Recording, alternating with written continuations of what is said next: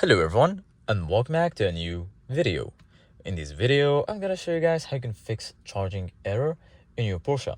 This solution will work for the Porsche Cayenne, Porsche Macan, Panamera, 911, 718, Boxster and the Porsche Cayman. So if you guys have any of these models, just follow the steps I'm going to show you. This warning usually appears when there is a problem with your vehicle's charging system, battery connection or external charging equipment on the hybrid models of the Porsche.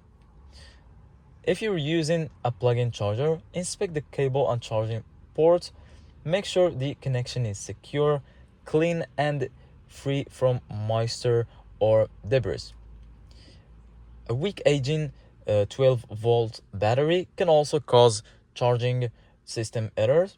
Look for slow electronics warnings, light, or difficulty starting. For plug-in hybrid models, try a different charging station or outlets to rule out external power issues. If the warning stays on, your vehicle may need a system diagnostic.